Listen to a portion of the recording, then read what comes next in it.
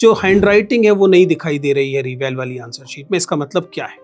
इसका मतलब ये है कि कॉपी किसी और की थी और वह किसी और के नाम से उस पर नंबर जोड़ रहा था। ये सोचिए ना, कितने लोगों ने रीवैल इस बार भरा है। रिवैल्यूएशन इतने ज्यादा लोगों ने भरा है, इसका मतलब अधिकांश लोग जो मूल्यांकन है उससे प्रसन्न नहीं है। रिजल्ट को समय से लाने के लिए आखिरी दिनों में मैन्युअली भी कॉपियां चेक हुई है, यानी कि एक ही परीक्षा में दो अलग अलग सिस्टम काम कर रहे थे। ओएसएम भी काम कर रहा था और अगर 10,000 से ज्यादा कॉपियां मैन्युअली की गई हैं तो एक दूसरा सिस्टम भी साथ के साथ ही काम कर रहा था। ये जो लाखों कॉपीज आपने स्कैन की है और डेटाबेस आपके पास है, कहीं आप इसका इस्तेमाल एआई को प्री ट्रेन करने के लिए तो नहीं करेंगे ताकि अगले साल एआई कॉपी चेक करना शुरू करे? क्योंकि अगर ऐसा होता है तो ये बहुत खतरनाक होने वाला है। नमस्ते दोस्तों, प्लीज सिट डाउन में आपका स्वागत है। मैं एक टीचर हूँ। मैं जानता हूँ कि स्टूडेंट अपने एग्जाम्स की तैयारी के लिए कितनी मेहनत करते हैं। वे अपनी नींद की कुर्बानी देते हैं, दोस्तों परिवारों से दूर हो जाते हैं, बाहर घूमना फिरना छोड़ देते हैं। सच्चाई है कि अपनी जिंदगी को रोक देते हैं कुछ समय के लिए, जब तक एग्जाम नहीं है। फिर महीनों का प्रेशर रहता है, चिंता होती है, उम्मीदें भी आती है, लेकिन अंततः आता है रिजल्ट। सोचिए क्या हो अगर जिस आंसर शीट के बेसिस पर उनका रिजल्ट आता है, भविष्य तय होता है, वह आंसर शीट उनकी हो ही ना। 2026 के सीबीएसई के क्लास 12th के एग्जामिनेशन का जो रिजल्ट आया है उसमें यही आरोप लगे हैं और पूरे देश में इस पर चर्चा हो रही है। एक स्टूडेंट ने रिवैल्यूएशन के बाद अपनी फिजिक्स की आंसर शीट देखी और उसके बाद उसने ये दावा किया कि उसमें जो हैंडराइटिंग थी वो उसकी थी नहीं। देखते ही देखते सोशल मीडिया पर ऐसे बहुत सारे आरोप दिखाई दिए। स्टूडेंट्स ने कंप्लेंट की जो कॉपी ब्लर्ड है उसे चेक कैसे किया गया होगा। और मान लेते हैं कि आपका जो सिस्टम है बहुत एडवांस है और ब्लड कॉपी भी चेक कर देगा, लेकिन सवाल ये है कि ऐसा क्यों हो रहा है? फिर ऐसा क्यों हो रहा है कि स्टूडेंट्स ने राइट आंसर दिए और उसके बावजूद उनको 0 मार्क्स मिले? क्या होगा अगर सिस्टम जो है वह सिस्टम जो ह्यूमन एरर्स को कम करने के लिए लाया गया था, या दावा था कि वो ह्यूमन एरर्स को कम करेगा, लेकिन वो नए किस्म के एरर क्रिएट कर रहा हो? ये सिर्फ एक एग्जाम की कहानी नहीं है, ये दरअसल मैं बार बार कहता रहा हूं, every public examination is a matter of faith. ये भरोसे की कहानी है। हम लोगों ने अपनी परीक्षाओं के समय से लेकर जब हम स्टूडेंट थे और अब जब हम टीचर्स रहे हैं, लगातार हमने माना कि सीबीएसई ये एक ऐसा बोर्ड है जिस पे पूरे देश का भरोसा है। लेकिन CBSE as a custodian of trust of the students, entire student community, कहीं ऐसा तो नहीं कि उसने हमें निराश कर दिया है? एक स्टूडेंट और शिक्षा व्यवस्था के बीच यही वह भरोसा है। ये इस भरोसे के चलते ही दरअसल लाखों स्टूडेंट्स इतनी मेहनत करते हैं। ऐसा लग रहा है कि इस साल इस भरोसे में दरार आई है। आज हम सीबीएसई की ये जो नई ऑन स्क्रीन मार्किंग है, ओएसएम है, इस सिस्टम को समझने की कोशिश करेंगे, इसके विवाद की गहराई में जाएंगे। आखिर क्या हुआ, क्यों हुआ, टेक्नोलॉजी में जो बदलाव आए उनसे क्या प्रॉब्लम आई, क्या हम भविष्य में इसे रिपीट करेंगे या हमें कोई नया सॉल्यूशन ढूंढना पड़ेगा?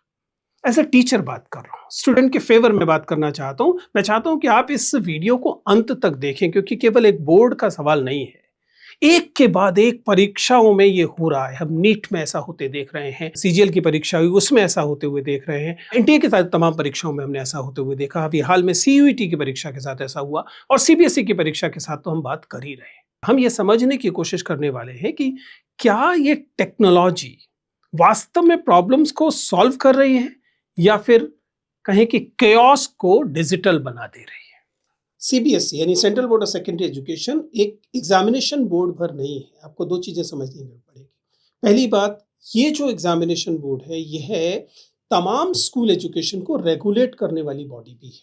यानी खास तौर से 9वीं से 12वीं क्लास तक हर स्कूल जो कि सीबीएसई से एफिलिएटेड है उसको स्टैंडर्ड्स को लेकर, किताबों को लेकर, सिलेबस को लेकर सीबीएसई की तरफ देखना पड़ता है। दूसरा यह भी है कि हायर एजुकेशन के लिए यह एक तरह का द्वार है, एक गेट है। 20 लाख के लगभग स्टूडेंट क्लास 12th की एग्जामिनेशन देते हैं। इस साल 20 लाख के लगभग लोगों ने ये परीक्षा दी है। 2026 में जब रिजल्ट आता है तो रिजल्ट होते ही ये जो नई मूल्यांकन प्रणाली है जिसे हम ओएसएम, ऑन स्क्रीन मार्किंग कह रहे हैं, उसके कारण ये विवाद पैदा होता है।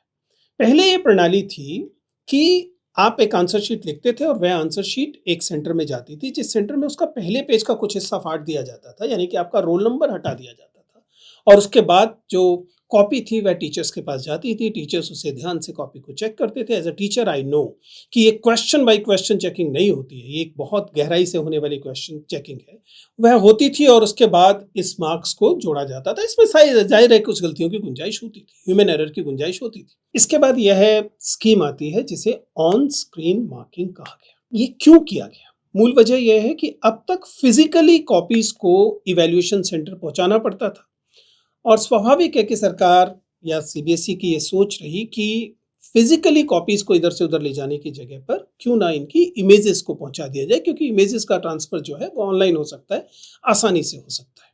ये सही है कि पुराने वाला जो सिस्टम था उसमें कुछ ह्यूमन एरर की गुंजाइश थी, जैसा हमने कहा, कभी कभी कोई पेज छूट जाता था, कभी कभी टोटलिंग में कुछ गड़बड़ हो जाती थी और माना जाता है कि सीबीएसई ने इसी को सॉल्व करने के लिए ओएसएम को शुरू किया।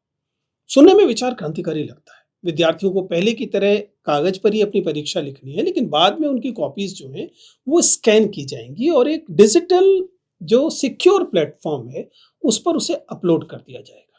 जब वो अपलोड हो जाएगी तो उसके बाद जो एग्जामिनर होगा वह स्क्रीन पर, जिसमें रोल नंबर नहीं दिखाई दे रहा होगा, केवल क्वेश्चंस दिखाई दे रहे होंगे, उनके बेसिस पर वह केवल उनके मार्क्स रख देंगे और सॉफ्टवेयर जो है वह खुद इनके टोटल वगैरह निकाल के फाइनली आंसर दे देगा। जो रिजल्ट है वो सामने आ जाएगा। थ्योरेटिकली स्पीकिंग यह एक ऐसा सिस्टम दिखाई देता है जो कि कई ह्यूमन एरर को दूर कर सकता है। ये और नया सिस्टम नहीं है, कई दुनिया भर के कई देशों में इसका इस्तेमाल भी होता है। लेकिन सच्चाई ये है कि ये जो डिजिटल मार्किंग है इसमें एक तरह के एरर दूर होते हैं, स्टैंडर्डाइजेशन होता है, क्वालिटी बेहतर हो सकती है, लेकिन इससे टेक्नोलॉजी जो है वह प्रॉब्लम्स को सॉल्व नहीं करती, एरर्स को एलिमिनेट नहीं करती, वह एरर का नेचर बदल देती है।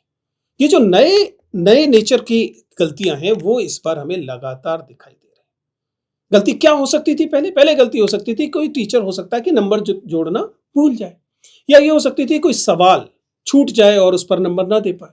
लेकिन अन्यथा अगर कोई मेजर गड़बड़ होती थी तो चूंकि एक मनुष्य बैठा हुआ है, एक टीचर बैठा हुआ है, वह उसे देख सकता था और उसके बाद वो अपने हेड एग्जामिनर के पास जा सकता था और प्रॉब्लम को सॉल्व कर सकता था। लेकिन अब जो स्थितियां आई हैं, तमाम न्यूज रिपोर्ट्स बताती हैं कि इस बार की जो सिस्टम आया है उस सिस्टम में जो गलतियां आई हैं वे गलतियां टेक्नोलॉजी की वजह से पैदा हुई गलतियां हैं।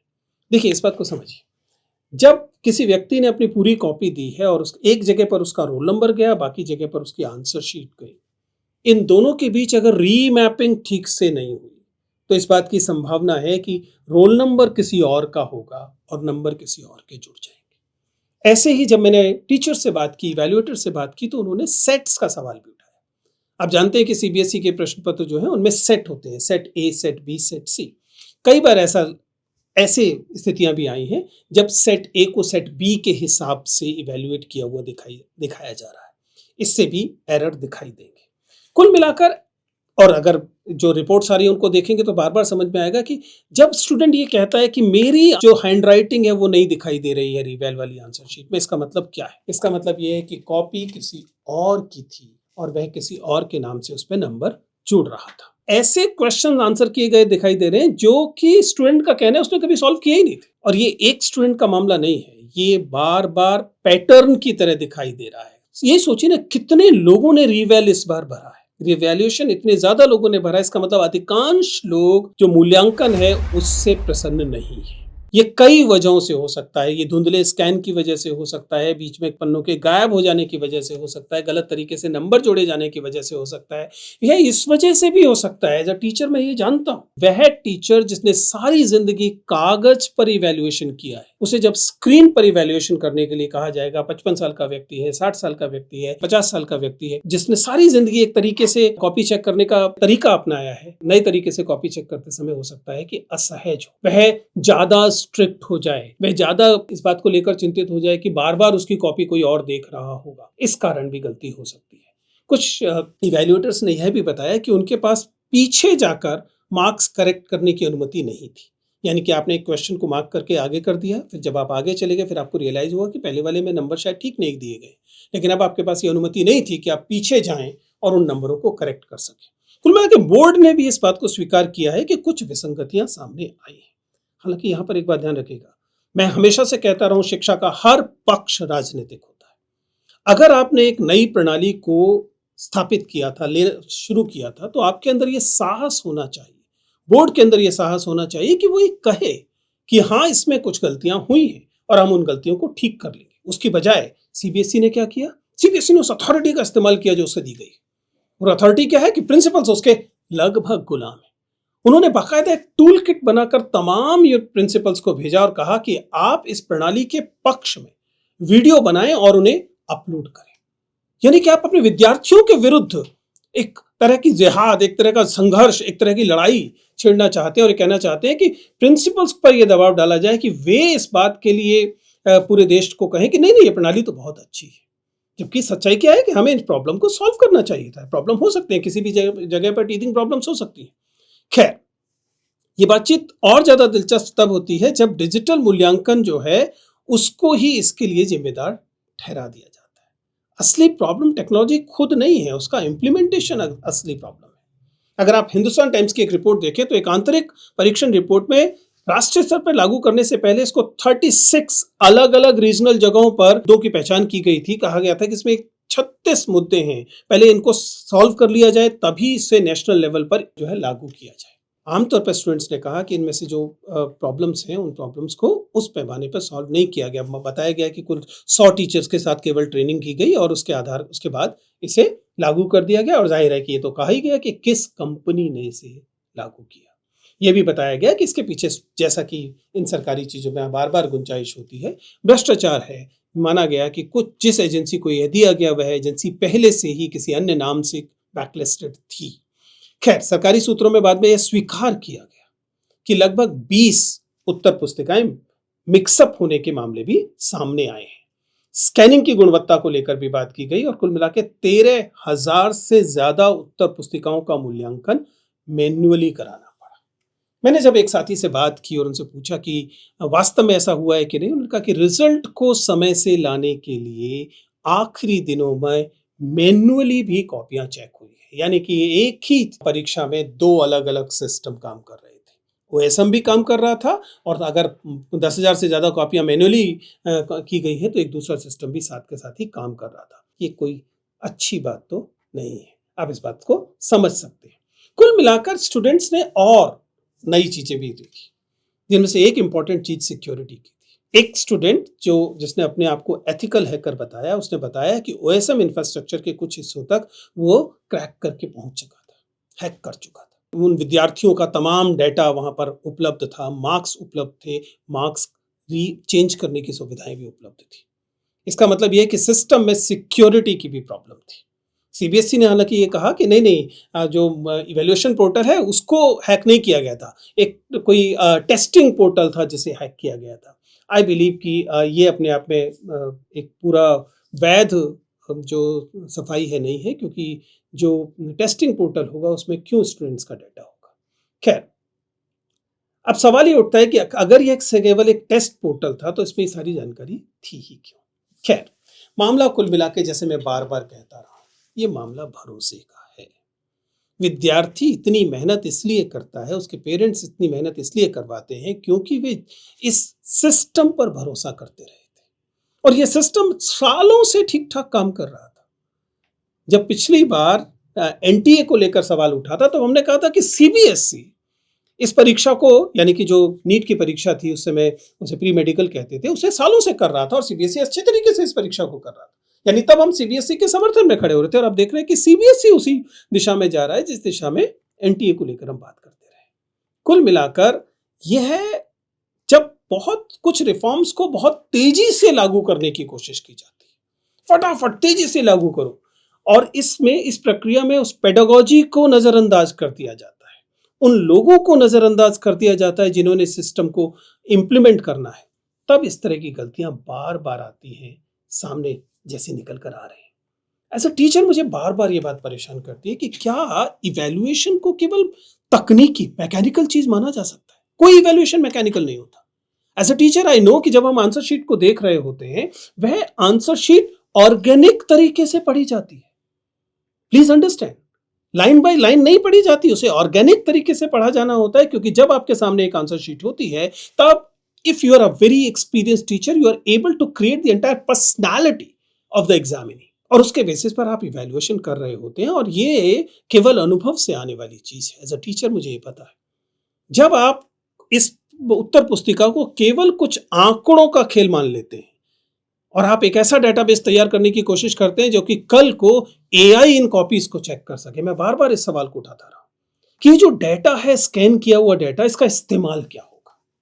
क्या ये डेटा जो कि तमाम हजारों लाखों कॉपियों का डेटा है, क्या इसका इस्तेमाल कल को एआई द्वारा कॉपी चेक करने के लिए होगा? हालांकि सीबीएसई ने कहा कि नहीं नहीं, हमने एआई इस्तेमाल नहीं किया। मैं अभी ये नहीं कह रहा हूं कि ये इस्तेमाल हुआ है, मैं जानना चाहता हूं कि ये जो लाखों कॉपीज आपने स्कैन की हैं और डेटाबेस आपके पास है, कहीं आप इसका इस्तेमाल एआई को प्री ट्रेन करने के लिए तो नहीं करेंगे ताकि अगले साल एआई कॉपी चेक करना शुरू करे?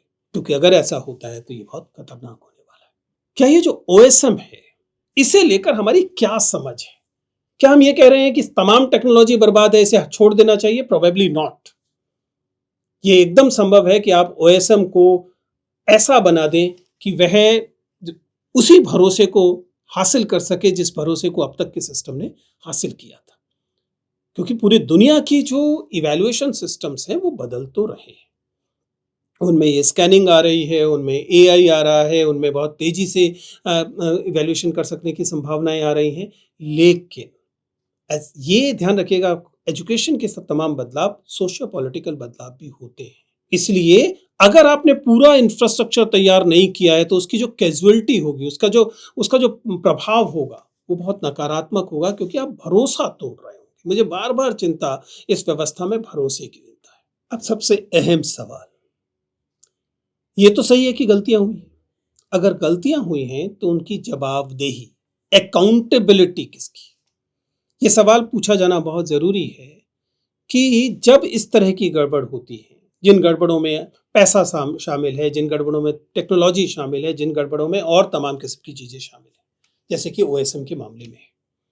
अब ऐसे में जब लोगों का भरोसा इस पे से टूट रहा है तो जिम्मेदारी कौन लेगा? अभी तक एक महत्वपूर्ण इस्तीफा या बर्खास्तगी हमें नहीं दिखाई दी। सीबीएसई के चेयरमैन अभी भी बने हुए हैं, सीबीएसई के तमाम पदाधिकारी अभी बने हुए हैं, शिक्षा विभाग के, शिक्षा मंत्रालय के तमाम लोग बने हुए हैं, शिक्षा मंत्री भी अपने पद पर बने हुए हैं। सवाल ये है कि अगर सिस्टम में गड़बड़ हुई है तो उसकी कोई जिम्मेदारी कोई क्यों नहीं ले रहा? आखिर किसी ने तो इस सिस्टम को मंजूरी दी होगी, किसी ने तो कहा होगा कि टेस्टिंग ठीक है, किसी को तो फंडिंग दी गई होगी, किसी ने तो कहा होगा कि इसी कंपनी को ठेका दिया जाना है। फिर जब चीजें गलत हुई तो उसकी जिम्मेदारी क्यों नहीं ली गई? क्यों, कब ली जाएगी ये जिम्मेदारी? सच्चाई ये है कि हम इस देश में शिक्षा को डिस्पोजेबल चीज मानना शुरू कर चुके हैं। आपको एक के बाद एक परीक्षाओं की शुचिता के साथ ऐसा होता दिखाई दे रहा है, आपको पेडागोजी के साथ ऐसा होता दिखाई दे रहा है, आपको विश्वविद्यालयों के साथ ऐसा होता दिखाई दे रहा है, आपको स्कूलों के साथ ऐसा होता दिखाई दे रहा है। कुल मिलाकर शिक्षा चूंकि आपकी वरीयता में नहीं है, इसलिए इतने बड़े घपले होने के बावजूद आमतौर पर होता कुछ नहीं, क्योंकि जो एडमिनिस्ट्रेटिव लीडरशिप है सीबीएसई की, मिनिस्ट्री ऑफ एजुकेशन की, वह क्या रिएक्ट कर रही है? उनकी रिएक्शन है हम मामले की जांच कर रहे हैं और जो टेक्नोलॉजिकल प्रॉब्लम आ गई है उनको सॉल्व करने की कोशिश कर रहे हैं। हम एक विशेषज्ञ समिति को गठित कर रहे हैं। आप किसी से अकाउंटेबिलिटी की डिमांड नहीं कर रहे हैं, आप केवल गोल गोल जो उत्तर हैं वो देने की कोशिश कर रहे हैं। ये सच्चाई और भी मुश्किल हो जाती है जब आप पूरे के पूरे अखिल भारतीय परीक्षाओं वाली जो आपने एक महत्वाकांक्षा पाली हुई है, आप उसे कंट्रोल करने की कोशिश नहीं करते। आप जब इतने बड़े देश के लिए सिंगल एग्जामिनेशन पर दबाव डालते हैं, जब आप एक के बाद एक राज्यों के बोर्ड को लगभग नकार देते हैं, उन्हें नकारा बना देते हैं, उन्हें कमतर बना देते हैं, तब ऐसी स्थितियां और बिगड़ती हैं। जब आपको लाखों उत्तर पुस्तिकाएं, हजारों इवैल्यूएटर्स, स्कूल कॉलेज के लाखों एस्पिरेंट्स, इतने सारे लोगों की जिंदगी एक परीक्षा पर टिकने लगती है, तब उस परीक्षा में जरा सी गड़बड़ बहुत बड़ी गड़बड़ हो जाती है। और यहीं पर यह सच कहना बहुत जरूरी हो जाता है। स्कैनिंग में समस्याएं, कॉपीज का न मिल पाना, अधूरी अपलोडिंग, ये तमाम चीजें केवल टेक्निकल मिस्टेक नहीं रह जाती, ये इंस्टीट्यूशनल फोरसाइट की कमी हो जाती है। एक संस्थागत दूरदर्शिता की जरूरत है कि नहीं है? क्या सीबीएसई में पर्याप्त शिक्षक बैठे हैं? सीबीएसई का पूरा ढांचा देखने की कोशिश कीजिए। प्रशासनिक और तकनीकी लोग जब परीक्षाएं आयोजित करने जैसे पेडागॉजिक काम को करने की कोशिश करते हैं, तब इस बात को नहीं महसूस कर पाते कि इंस्टीट्यूशंस में भी एक फोरसाइट होने की जरूरत है। और जब यह दूरदर्शिता नहीं होती है, तब इस तरह की स्थितियां पैदा होती हैं जैसे कि अब हुई। ये केवल इमोशनल सवाल नहीं है, मेरे लिए इमोशनल सवाल है, क्योंकि स्टूडेंट से जुड़ा हुआ सवाल है और स्टूडेंट से जुड़ा हुआ हर सवाल मेरे लिए इमोशनल सवाल है। लेकिन आप एडमिनिस्ट्रेशन के पॉइंट ऑफ व्यू से इस बात को सोचिए कि क्यों ये पैटर्न दिखाई दे रहा है पूरे देश में। एक के बाद एक परीक्षाओं के साथ जो हो रहा है, आपको उसमें एक सीधा पैटर्न नहीं दिखाई दे रहा। एक पैटर्न जो बताने की कोशिश कर रहा है कि let us discredit the entire system. इस मामले में ये कोई एब्स्ट्रैक्ट चीज नहीं है, ये सामने हो रही कॉन्क्रीट चीज है। एक ऐसे देश में जहां परीक्षा परिणाम जो है वो लाखों लोगों की सामाजिक गतिशीलता, जो सोशल मोबिलिटी है, उसे तय करता है, ऐसे में स्टूडेंट्स का हित जो है वह कोई माइनर चीज नहीं है, एक मेजर चीज है। इसलिए मेरा आपसे आग्रह है कि इस सवाल को केवल उस पड़ोसी के बेटे का सवाल मत बनने दीजिए कि वो 12th में था, देखो उसके साथ गड़बड़ हो गई। ये हमारे विद्यार्थियों के साथ हो रही गड़बड़ है। और जब तक आप इस प्रॉब्लम को स्ट्रक्चरली हैंडल नहीं करेंगे, 4 लोगों का सर पकड़ लेने की बात नहीं है कि उन्होंने गलती की, ये स्ट्रक्चर में ऐसा क्यों हुआ, क्यों इस बात को नहीं समझा जा रहा कि ये मामला केवल कुछ 100 करोड़ रुपए के कॉन्ट्रैक्ट का नहीं है, ये उस ट्रस्ट का मामला है जो ट्रस्ट तमाम देश के तमाम अभिभावक और विद्यार्थी इस व्यवस्था में रखते आए थे और आज वे चिंतित हैं कि उन्होंने भरोसा गलत संस्था को दिया।